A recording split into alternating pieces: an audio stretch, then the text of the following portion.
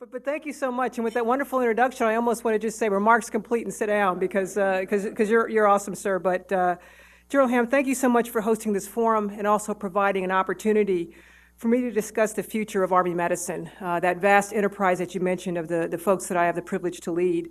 But I also want to take a moment to thank you for your service and your leadership, our service to our Army that you provided, your leadership, which continues today as you lead the AUSA. And I know, sir, you've heard the old adage that when one's ears are burning, it means that someone is talking about them. Well, sir, I'm surprised that you have any ears left at all, because I talk about you almost every day, as my staff could probably attest to, as one of the top examples that I cite for the great ethical leaders of our Army. And you're at the top of the list for that, for selfless service and humility. So thanks also for being fodder for leader development forums for my team. I really appreciate that. So, sir, my goal tonight is to have all of you here leaving thinking a little bit differently on a strategic level about the forces shaping our future and the opportunities that they present. I would also like you to help us in Army medicine to think differently about the future as well. So I, along with my Army medicine team here with me tonight, look forward to hearing from you, because oftentimes the most important perspective is the one that you don't have. Knowing and understanding yours can help us. And so I'll start by saying I believe the future of Army medicine is bright, and I hope to show you why. Army medicine does amazing things every day, and that will continue as long as there's an Army that relies upon us. And so I'd like to start by playing a short video to set the stage. Let's see. I'd like to begin today by sharing the story of an Army Ranger, wounded just a few short weeks ago in eastern Afghanistan. His story is not only a testament to the bravery and skill of our Army Rangers, but to the amazing passion, creativity, and skill of Army medical professionals. Wounded on the objective of a high-value target, this sergeant, already the veteran of 3 deployments, was shot twice, just above his ballistic plates.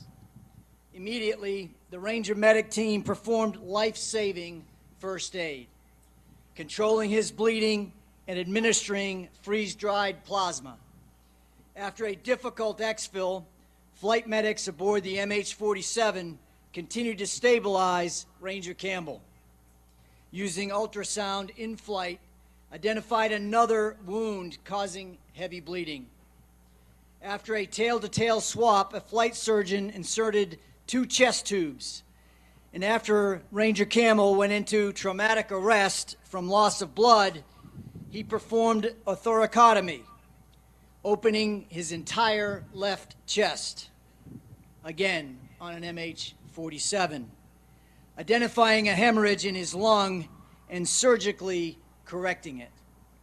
After 4 minutes of traumatic arrest, Ranger Campbell regained his breathing and stabilized. This Ranger's story is amazing. There is not another Army on the face of this planet that provides the same level of medical care to its warriors as ours does.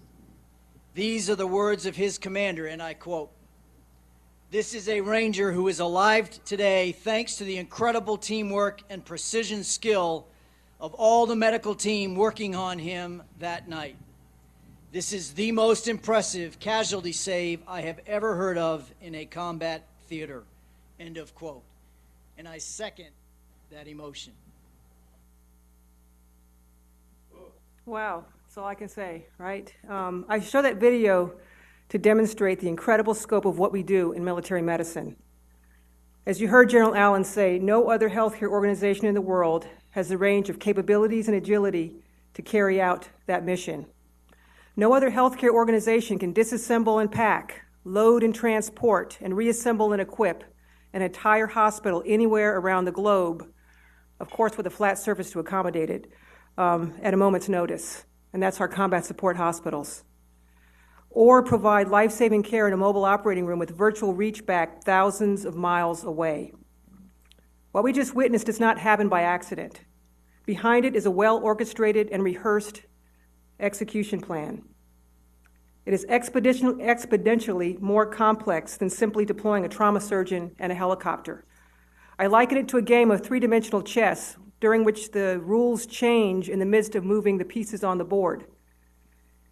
Each piece is a competency held by an individual medic, a doctor, a nurse, a physician assistant, a researcher, X-ray, blood bank, or immunization tech, thousands of our civilians, and many others, all vital, invisibly connected across a vast, complex health enterprise. One can learn the complicated, but must constantly adapt to the complex. And our team does that all the time. No matter the challenges that we face, the changes we face in terms of transformation, that compilation of systems that saved Ranger Campbell and countless others cannot be degraded in any way. It must continue, and it must evolve as our Army evolves. General Ham, there are a few lessons that I learned also while on your staff rides in Europe that I would like to share as we talk about the future.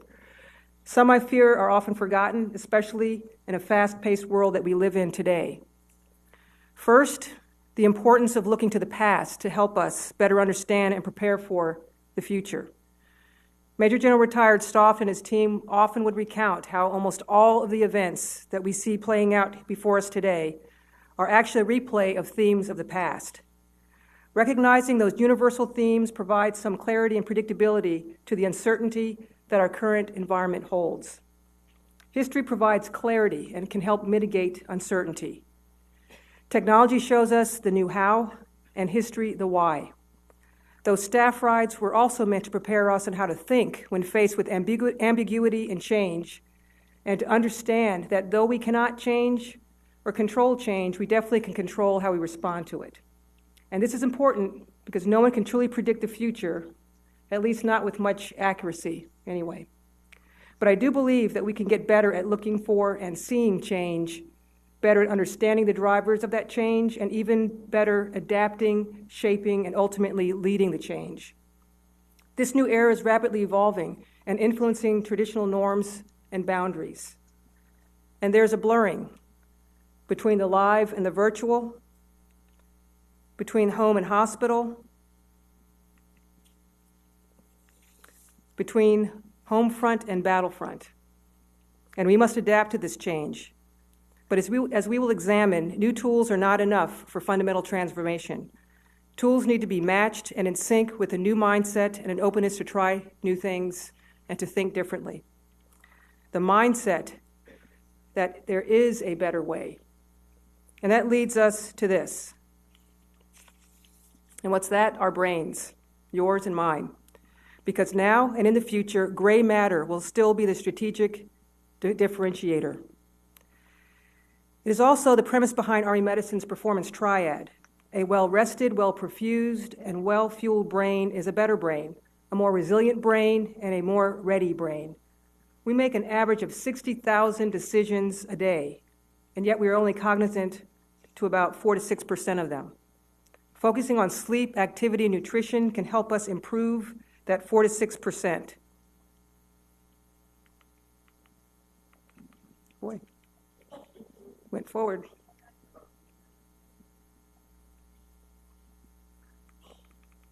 Here we go. You gotta be smarter than your clicker, right? So right there, that is a deficit for me right now. So a new era is unfolding. So Leonardo da Vinci provides advice on how not to miss this concept when he said, all acts of genius start with a consideration, not to be constrained by your present reality. That advice is indispensable to Army medicine today because at least two major forces have converged upon us: technology and the implementation of the 2017 NDAA. So those of you not familiar with it, Section 702 of the NDAA, which is reform of administration of the Defense Health Agency and military medical treatment facilities, directs the Defense Health Agency to be responsible for the administration of all military medical treatment facilities. The law also specifies the Army Surgeon General, acting under the authority, direction, and control of the Secretary of the Army, will recruit, organize, train, and equip medical personnel of the Army. And so effective 1 October 2018, the DHA will assume responsibility for administration and management of healthcare delivery at all of our military medical treatment facilities. The first phase starting with Womack Army Medical Center at Fort Bragg. To support this change, the Department of Defense will implement a revised management operating model to meet the law's requirements. This will require reorganization and restructuring of each service medical department headquarters to transition functions related to administering MTFs to the DHA. But Army Medicine is not waiting for transformation because we've already begun. We have invested in and established our first virtual medical center at Brooke Army Medical Center, knowing that the world of medicine is about to change and change dramatically. By making this key strategic pivot, we will be able to expand our capabilities, our capacity, and most importantly, save more lives. Now, transformation is more than deployment of new tools. It is a change in mindset that I mentioned before, one that opens our minds to completely new possibilities as to the how, when, where, and by whom healthcare is delivered. I see a future where soldiers, patients, and medical professionals are optimized by technology, not burdened or distracted by it.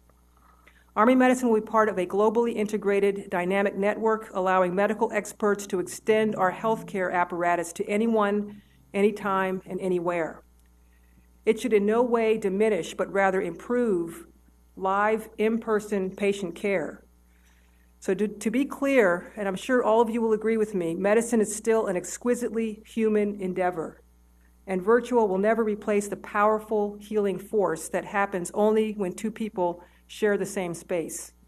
Humans want to interact with other humans.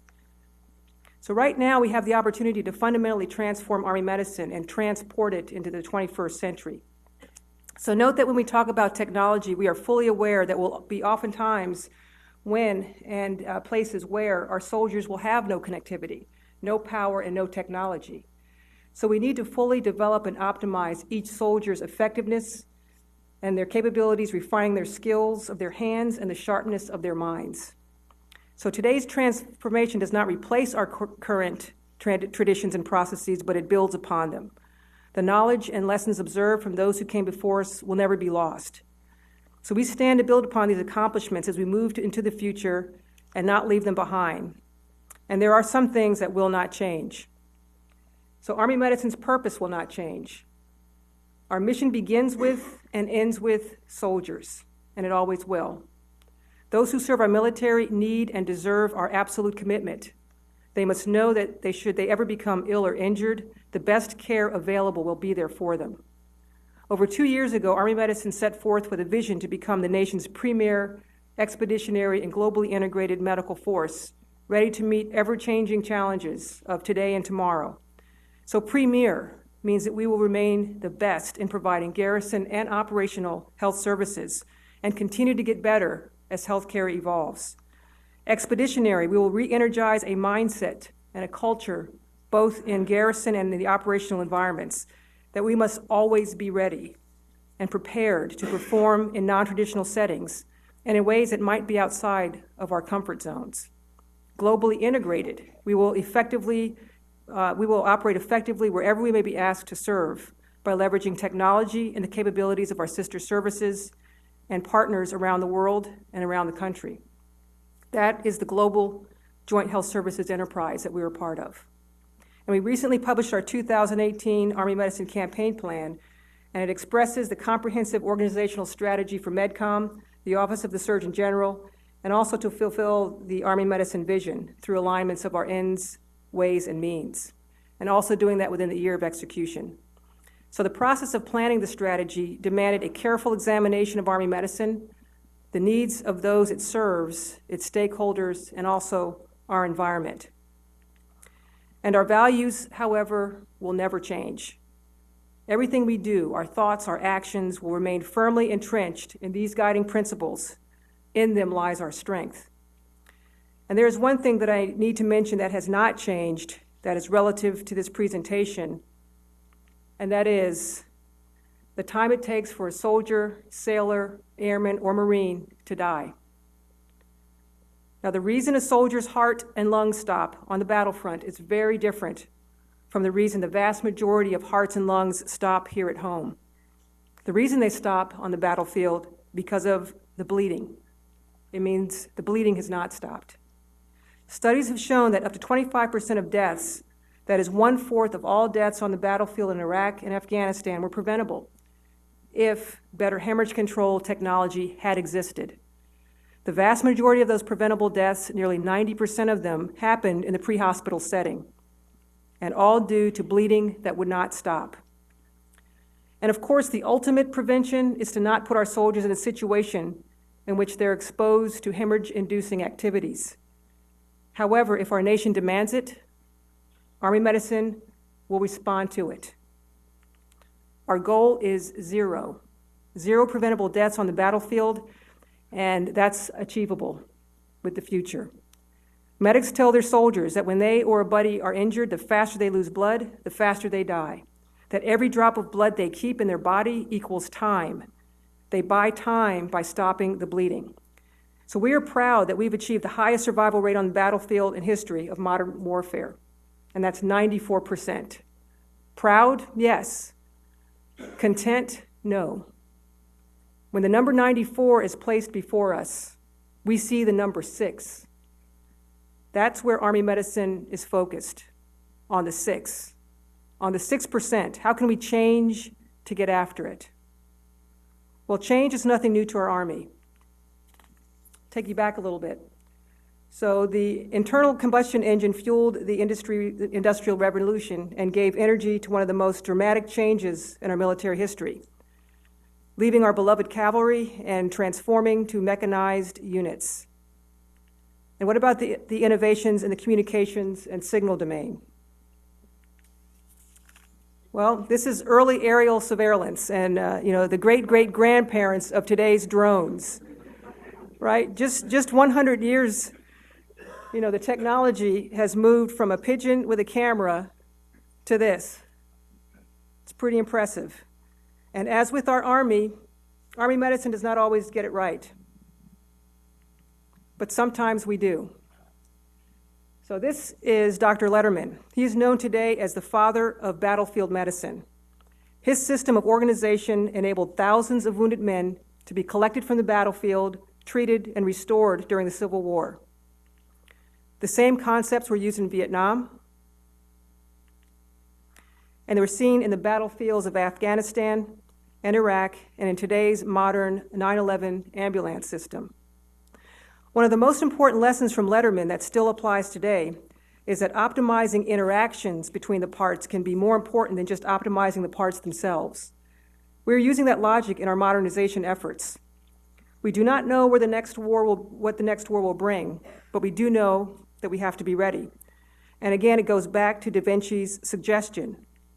Do not be constrained by your present reality.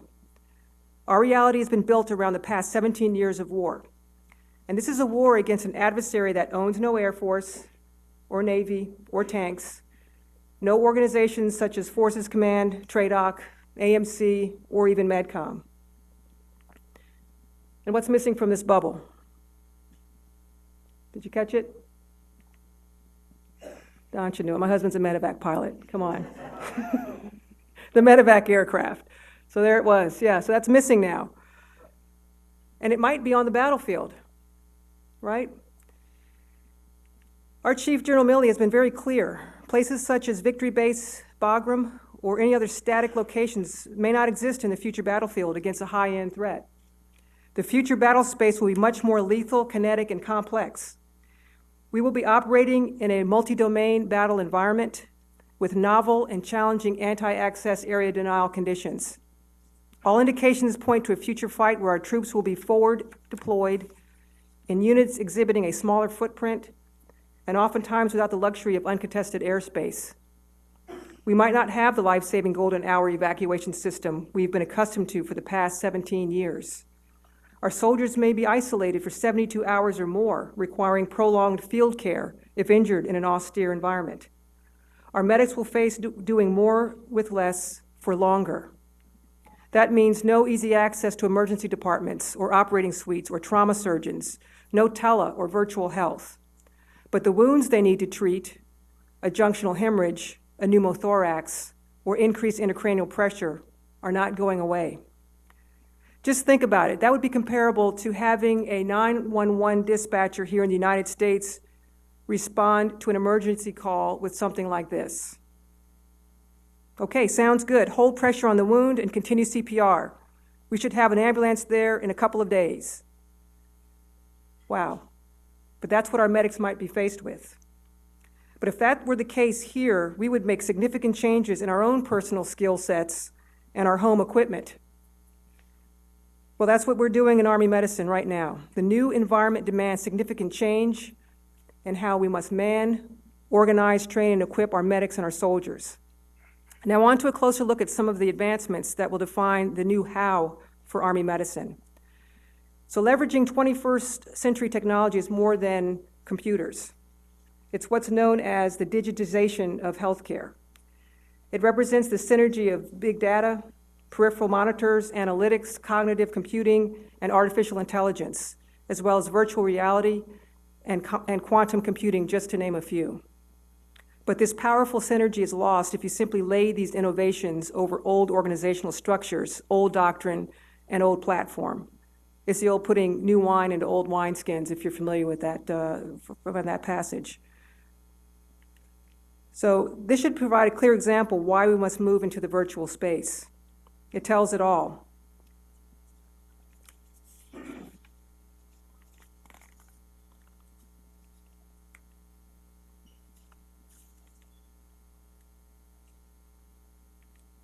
We don't have our map there, but there was a little map there that had the African continent. It just showed what the size of Afghanistan and Iraq were and how much effort we were putting in that one position there on the map. So all of our medical efforts into a dot when you compare it to the rest of that.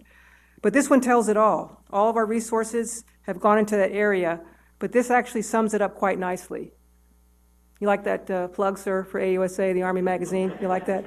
So too much world, not enough Army. You know, so having a remote presence is not just pushing technology to the soldier. It's much more than that. We can do better when every soldier is a sensor, and we can continuously monitor information pulled from them. There's been an explosion of wearable and soon-to-be implantable peripheral monitors. It completely revolutionizes how we can follow and impact a soldier's health and a patient's health.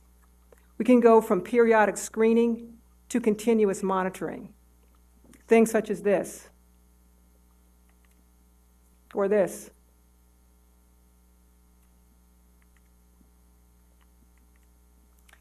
So peripheral monitors have the ability to provide continuous real-time streams of data. So can you imagine on that contact lens you have a sensor that tells what your blood sugar is and send that data to a doctor or a nurse, thousands of miles, if not hundreds of miles away to know the status of your diabetes, and they can recommend treatment, or then put something else in there that can monitor and equilibrate your insulin all at the same time. So peripheral monitors have the ability to provide this continuous real-time streams of data. So different streams of health and environmental data can be fed to a cognitive engine and then can quantify readiness. Not to simply give a yes or no answer, but it can also give the soldier and the commander a dashboard of readiness. So just imagine a commander having that information, or someone on that, where the person is, how they're doing. Again, not just they're deployable or not. What's their state of health? If you had a pilot that's getting ready to get into the cockpit, wouldn't you want to know if they were, sleepy or not? I mean, if you look at the performance triad, wouldn't you want them in the green rather than in the red before they go out on a mission? So this is real data that can be used to provide real decision-making power to a commander on who he or she selects to go to the next mission. And can you imagine doing that for all your soldiers as a commander, being able to synthesize that? So when you have the tools to predict, it's amazing what we can prevent. So the command post of the future will actually have medical capabilities integrated within it. So you can monitor a patient and then make recommendations, call up a surgeon to recommend life-saving surgical procedures to someone at the point of injury that may not have the skill sets for that, but they know what to do if directed by a professional. And there's technology used throughout the world today where a surgeon can operate virtually. It happens all the time. So let me show you a short clip of what one can do today in a remote environment. See if this works. Here we go.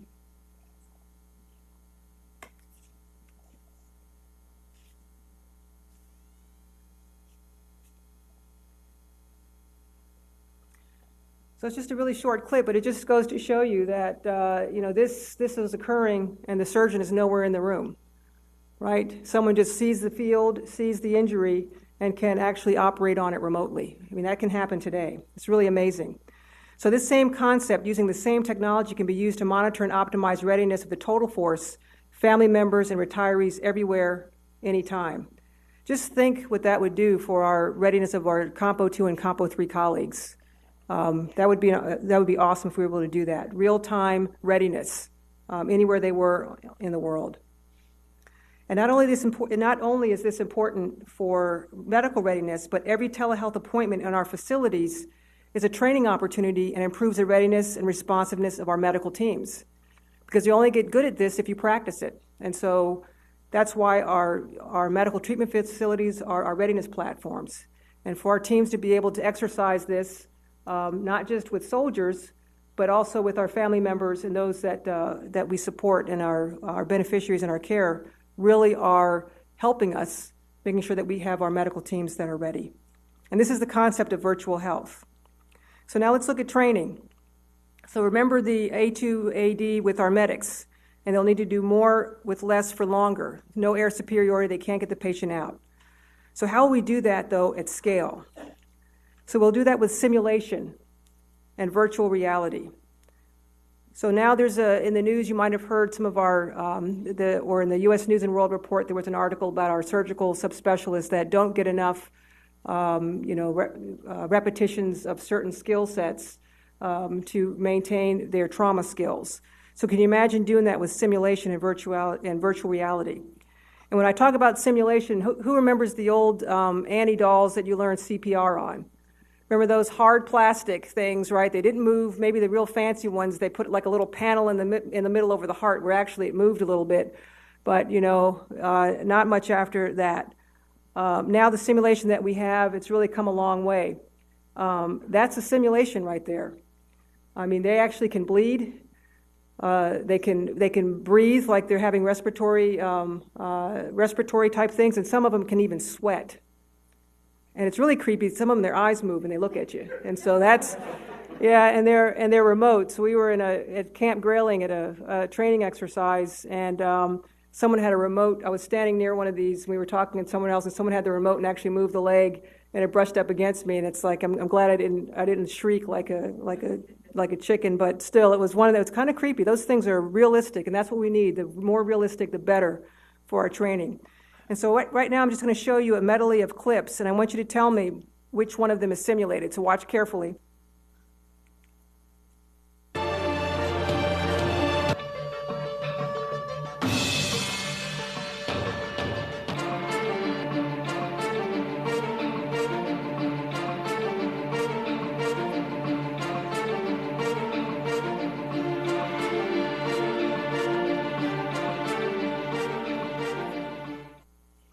Okay, which one was not real?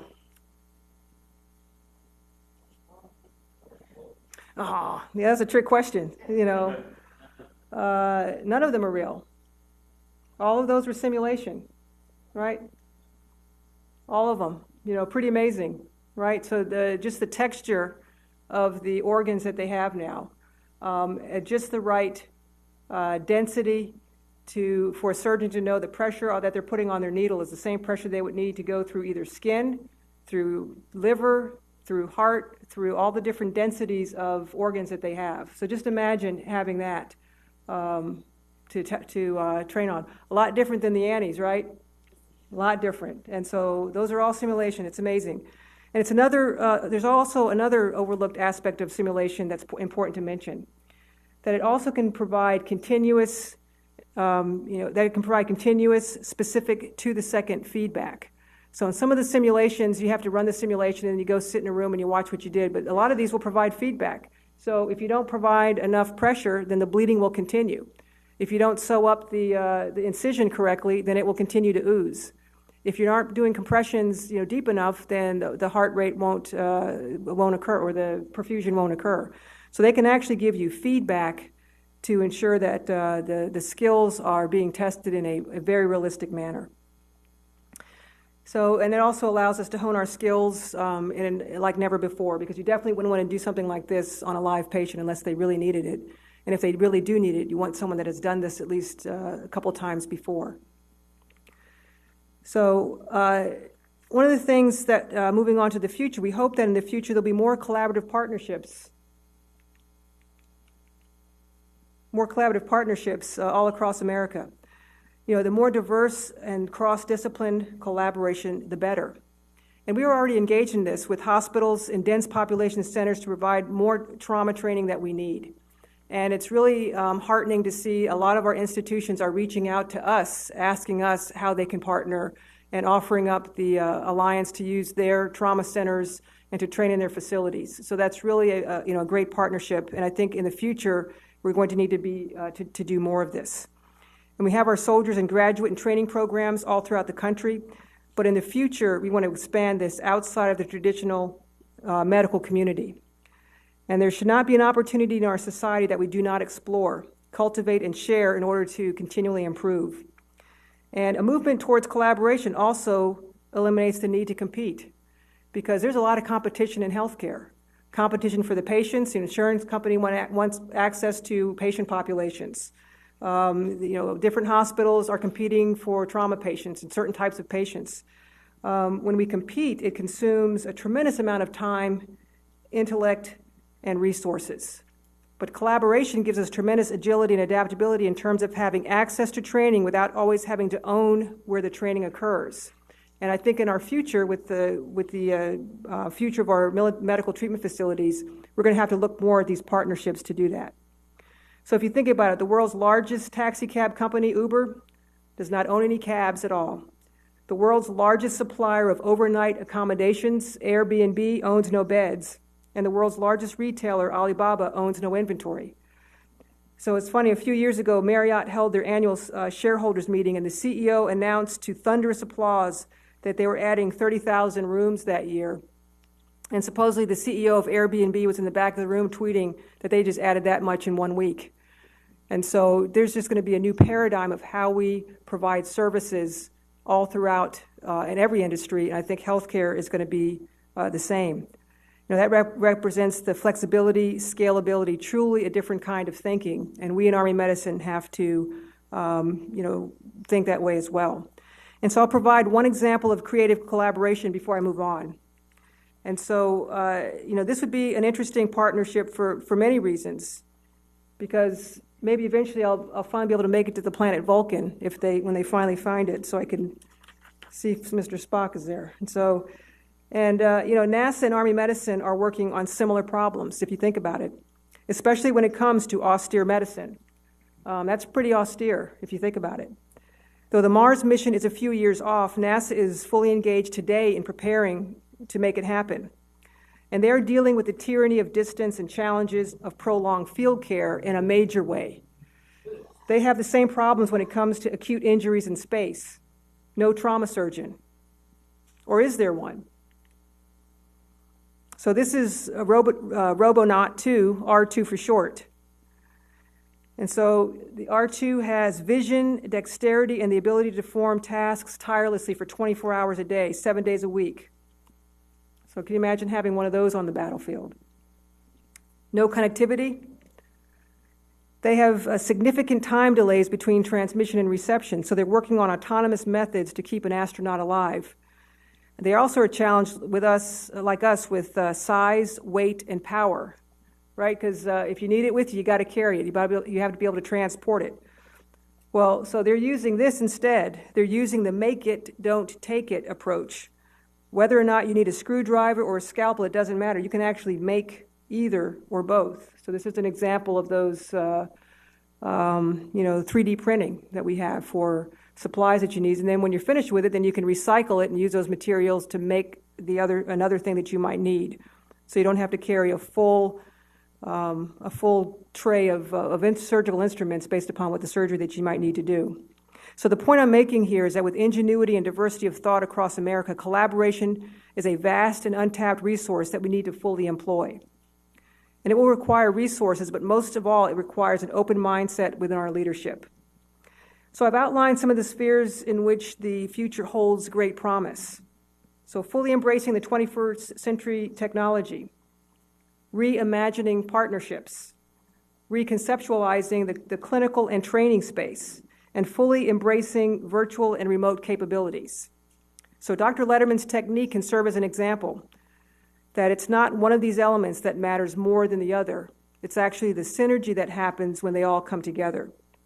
So let me describe how this harmonizes with the Army's Future Command, and that should sound familiar with you. So again, back to the premise, we cannot be constrained by a present reality. What will the future battle space look like? So what does the best tank or ambulance look like? And what is the optimal width of a vehicle or ambulance for urban warfare? Should our evacuation platforms have 2, 4, or no wheels at all? And that's why the U.S. Army is establishing the Army's Future Command. And I'm sure you've heard much about this. There was a great symposium that was put on by AUSA down in Redstone Arsenal that really launched this, and it was amazing for us. So the Futures Command will be focused, resourced, and manned to innovate, shape, and transform the United States Army.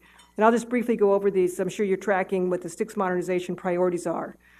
The development of improved long-range precision fires, the next generation combat vehicle, future lift platforms, mobile and expeditionary Army network, air and missile defense capabilities, and soldier lethality. And Army medicine will play a fundamental role that transects all of these activities. You might ask, really? Precision fires? What's Army medicine doing with precision fires? Well, we're participating in these cross-functional teams that support these 6 priorities, as well as the cross-cutting teams of positioning, navigation, and timing, and synthetic training environment. And we're not just in support of, but completely integrated within all of these elements, not reactively, but proactively. So why, you must ask? Because in each one of these areas, each one of these focused areas, are multiple decisive human-to-machine interfaces.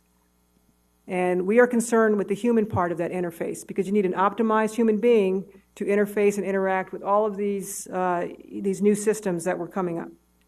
We also have to worry about the human-to-blast interface.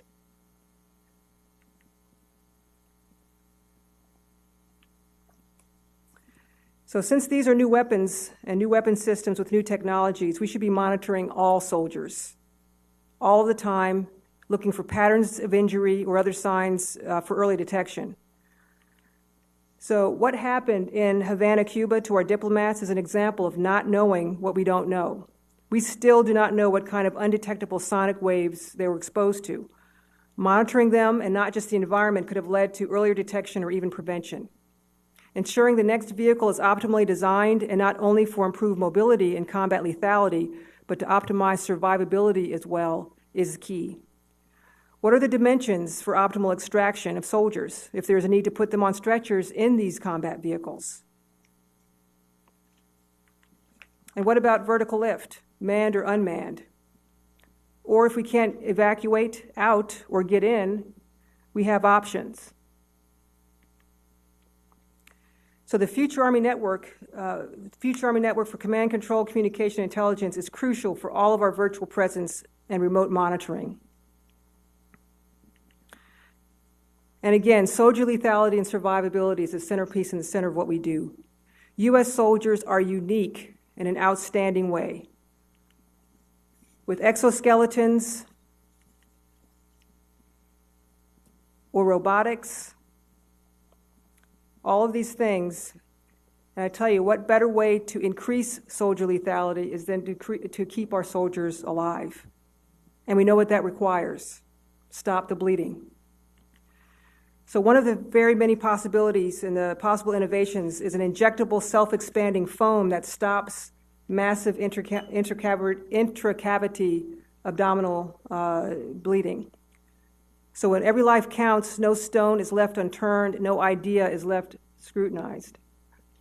So can you imagine, injecting a foam and just freezing everything in place to stop bleeding, instead of having to worry about trying to find out where the vessel is that you need to suture to stop bleeding? I mean, that could be amazing, and how many lives could be saved?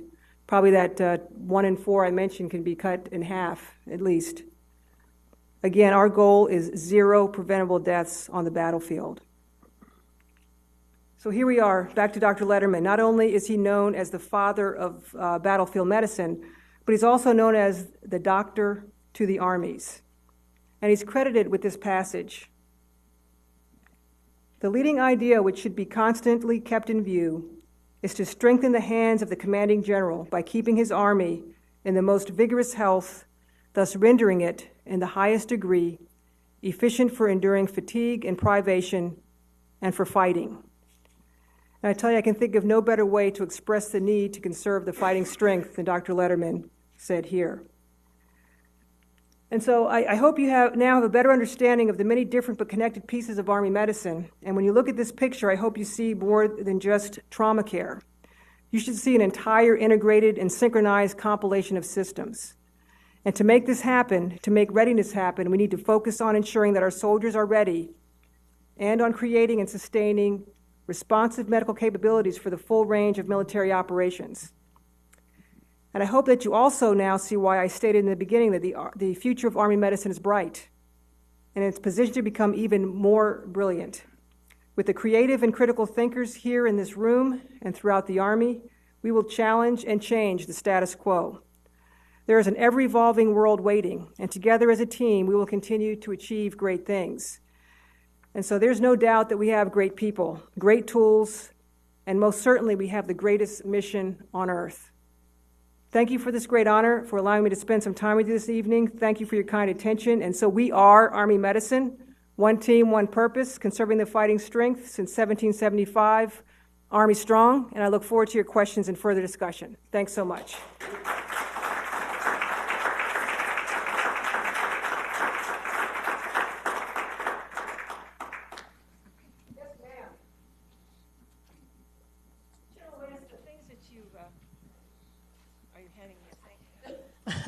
I can't see. The things that you've focused on tonight have to do with trauma and, if you will, blood and guts type medicine. But I didn't hear you mention what seems to be the #1 medical problem in the United States today, and that's the opioid epidemic. What about that in the military? That's a great question. Can you all hear me okay? Yeah. Here you go. Go back. Okay, so go back. All right. Yeah, no, so that's a great question. That could be a whole lecture in and of itself. But there's quite a bit that's being done by the military, and especially the Army leading the way on getting after the opioid crisis. In fact, we started that several years ago before it became a topic that you saw in the news. And so what we did is started a process of monitoring our prescribing habits throughout the Army. And so and thankfully the way that we have our systems, we can do that. And so we saw the numbers of prescriptions that were being given, and we asked, is there anything else we can do? Are there any alternative forms of therapy? And so we started looking at alternative and interactive type of therapies as far as acupuncture, chiropractic, yoga, mindfulness, all the things that are evidence-based to be alternative ways of treating pain. And so we saw a marked decrease in the number and the percentages of opioid prescriptions that are being written. What we've also done is embed our behavioral health teams within our brigade combat teams. So instead of having the soldiers having to come to the hospital to get treatment or the clinic, which they wouldn't do, right, because there's stigma, they didn't want to get treated, they didn't want to go and get seen. So we actually have, within our about 65 brigade combat teams and even more that we're adding, where we actually have those behavioral health specialists down in the units. And so people have interface with them and can get seen and treated earlier for that. So we've seen, and I don't have the specific number, well, actually I do, because it was in my testimony, so I remember the numbers. The percentage of our soldiers that are actually opioid dependent have markedly decreased from highs in like 2007 down to 0.1% compared to about 0.9% in our national society of opioid use. So we're getting after it. Education still with our providers, and also with our soldiers and family members of using alternative methods. In fact, to the point where Vice Admiral Adams, who's the U.S. Surgeon General, met with me, Forrest Faison, the Navy Surgeon General, and Mark Ettinger, Air Force, to determine what they could learn from military's experience, and of course, Army led the way on that. That they could extrapolate to the country, and so, but that's a whole other. I could spend you a whole. We have a whole behavioral health system of care that gets after all these aspects, but so that's something that was taken very seriously, and a lot of policies and follow up to make sure that we're getting after it. But thank you for that question. Lieutenant General West, thank you for coming and talking to us today. Could you elaborate a little bit on what attributes and what studies besides medicine are useful in our surgeons in the Army, especially given new technology that's developing? Wow, that's a great question. So what are the attributes that are necessary? So for any of my team members, and so in this Army and in this, I think the system or this environment that we're going to be in, agility, adaptability, kind of mentioned like it's three-dimensional chess. General Dempsey, who was the former chairman of the Joint Chiefs, I had the honor of working for him as the Joint Staff Surgeon, mentioned complexity versus something being complicated versus being complex. And he used a watch as an example. And he said, watch is very complicated, but you can learn how to master it eventually because you practice it enough. Because imagine every time you put the watch together, every time you did something, you got a different response back each time. So 3 clicks to the left, usually moves it 1 space to the right. Well, what if it changes to 4? What if it changes to 5? So that's complex is a complication that's changing. So we need our surgeons, and not just our surgeons, we need all of our medical professionals to have that, not be uncomfortable in those types of environment. Complexity, not having your standard toolkit, right? So surgeons are used to, and all of us are, you stick your hand out and someone slaps an instrument, you do this, you have your everything set up just the way you like it, right? You have this here, and if it moves it over here, then that's, you moved my thing, too much. You can't be stressed out by that. So agility, adaptability, and more than anything, and I mentioned this about leadership, is empathy. It's important as a human being, you have to be empathetic with others that you're working with, but I think those are the traits, the ability to learn and learn fast and adapt and not be flustered. That's kind of why, the premier expeditionary and globally integrated of my vision is having a mindset. An expeditionary mindset is more than just jumping out of airplanes and kicking down doors. It's being able to say, okay, I'm in a new environment. How do I, optimize it in my skills given that environment? So I think that those are the main attributes: agility and adaptability. Thank you. I'm Kathleen Kurthoys with Army Times. And General, I'd like to follow up on the technology you mentioned. How far in the future is the monitoring of soldiers that you mentioned? And the second part of that is the Army currently doing the remote-controlled surgery that you mentioned as well? Yeah, so how far we are for, sorry, I'm kind of limping. I broke my foot 2 months ago, so I have to be, I can't be as agile on my foot, so I'm adaptable and have to walk slowly. No, but so some of those wearable technologies, there's some of them that we have right now. There are sensors, for example, for traumatic brain injury. Those are some of the things that we're looking at. How do we have those types of sensory things? We have a whole command called the Medical Material and Research Command at Fort Detrick, led by Major General Barb Holcomb. And that whole command is focused on research and innovation on new technology. So the wearable technology, the sensors, Some of those are available right now. It's just, with the scope and the scale and making sure that we're getting them out there. And also the security, because of course anything that collects data and transmits data has to be, secure in the environments that we operate in. And that's why sometimes it takes a little bit longer for us to get things out. For example, telehealth. We can't just use FaceTime or Skype to talk to our patients because it's not secure. So anything we use has to be extremely secure, for that. So those wearable technologies and implant type things are up and coming now. In fact, one quick point on the future vertical lift line of effort number 3, we actually have one of our medical experts on that team, and he's talking about having a way where the helmet can sense, kind of like we were showing there, if the pilot is, not at their best. And so there's an interface where there's artificial intelligence that can, if the person starts to doze off, can sense that and take over flying of the aircraft. And then when they wake back up, then it kind of is a kind of relationship. That's because in the environment, crew rest may not be available, right? We're only going to fly you for so long, and then you get crew rest. If there's not the ability to give that time, we have to have other types of things. So that's not too far in the future, I believe. And the second part, I'm sorry, was. And the robotic surgery, absolutely now. In fact, a lot of prostate surgeries are done by a robot right now, where there's a robot that the surgeon is in another area. So there's robotic surgery that's going on right now. It's how quickly we can scale it all throughout our enterprise. But the telehealth, we've done that. Just a real quick one on that. So we actually tested at Fort Campbell. We had physicians there, and we had a satellite set up, kind of like a telehealth, kit.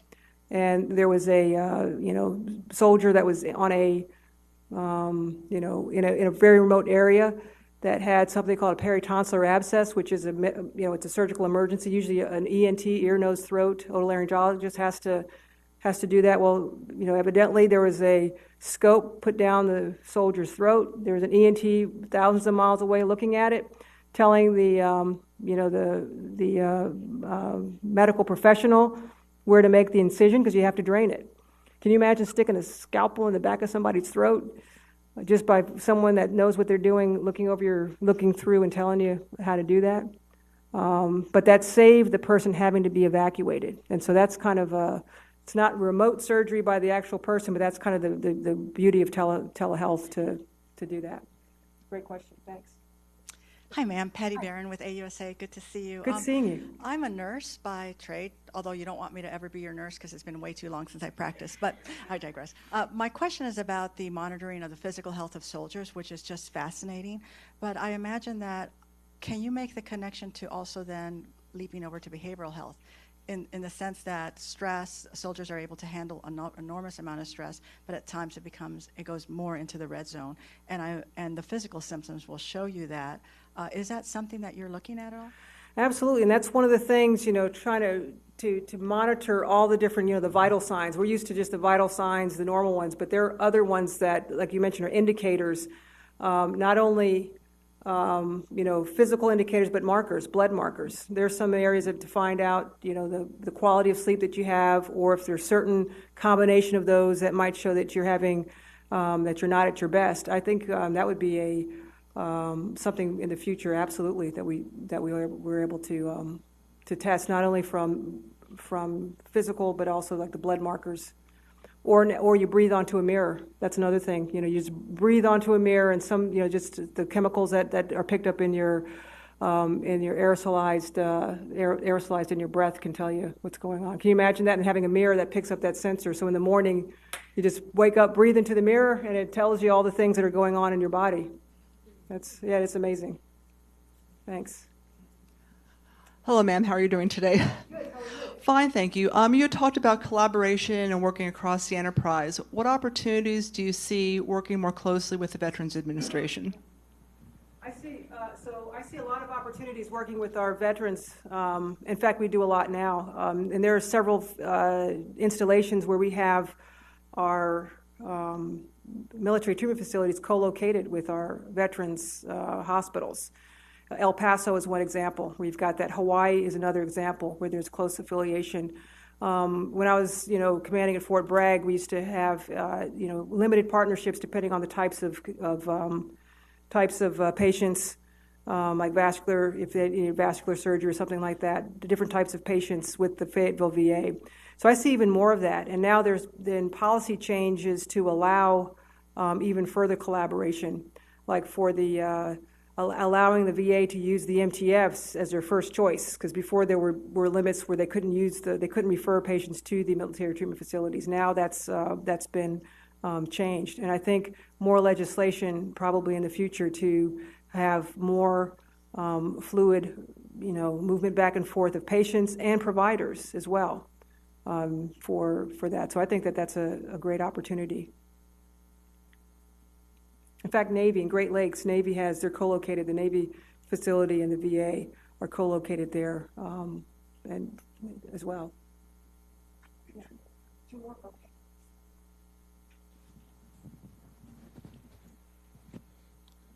Ma'am, the over-reliance on technology, what happens if someone kicks the plug and the power goes out? Absolutely, and that's kind of the comment was in the multi-domain battle environment that will probably be, a very real thing.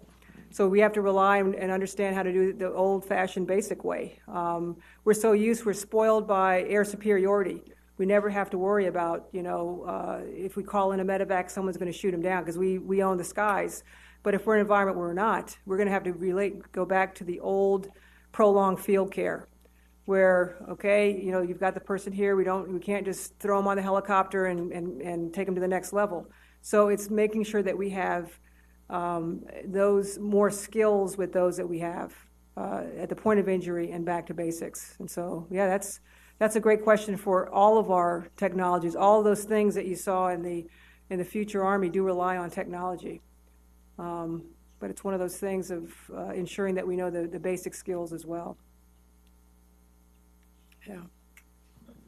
Thanks. I apologize. I usually get the last one, sir. Thank you. No, I know your fine husband is a dust-off pilot, and of course we all experienced Vietnam. In Vietnam, we moved 870,000 medevacs with our helicopters over there, saved a lot of lives. You mentioned FVL, and that turned me on, because future vertical lift, what do you see in the future in FVL that will be directed towards more life-saving techniques? I happen to serve on the board of one of the largest emergency medical services, private medical companies here in the United States. And in turn, our aircraft are equipped with all digital data. The minute the patient gets on board, whether it's an inter-hospital transfer or whether it's an accident on the highway, et cetera, they immediately take all the vitals, and all the vitals are transmitted to the emergency room at the hospital itself. So the doctor in the ER, before the gurney gets into the emergency room, knows all the pressures and all the problems. Do you envision that automation coming to the new FVL medical evacuation helicopter? And your husband may comment too. Absolutely. Hey, Tara, can you pull up the slide that has that one evacuation? Yeah, right, the next one. So this is actually, this is at the AUSA in the Innovation Corner.